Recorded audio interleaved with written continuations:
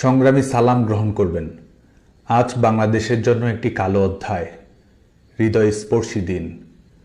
আজ গোপালগঞ্জে দখলদার ফ্যাসিস্ট সরকারের পেটোয়া বাহিনীর নির্মম তাণ্ডবে মৃত্যুবরণ করেছে দীপ্ত সাহা, রমজান আলী সহ আরও অনেকে।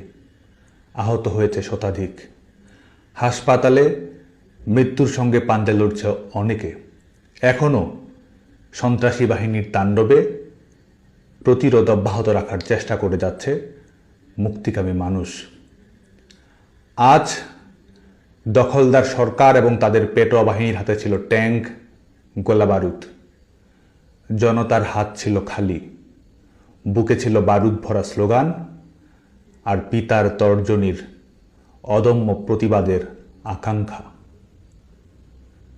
আজকে এই নির্মম হত্যাকাণ্ডের বলি যারা হয়েছে তাদের সবার স্মৃতির প্রতি শ্রদ্ধা জানাচ্ছি, পরিবারের প্রতি সমবেদনা জানাচ্ছি।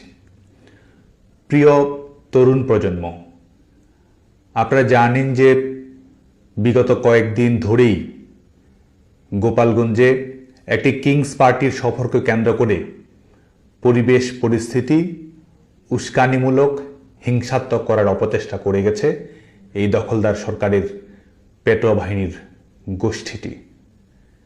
এর আগে তারা ছাত্র জনতা পুলিশকে নির্বিচারে হত্যা করে ক্ষমতার মসনদে বসেছে। ক্ষমতার মসনদে বসে হত্যাকারীদের ইন্ডেমনিটি দিয়েছে এবং গোপালগঞ্জ অভিমুখে তাদের ঘোষিত কর্মসূচির নাম পদযাত্রা থেকে হয়ে গেছে মার্চ টু গোপালগঞ্জ।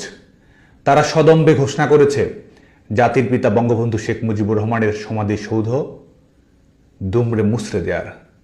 তারা ঘোষণা করেছে মুজিববাদ মুর্দাবাদ নাম করে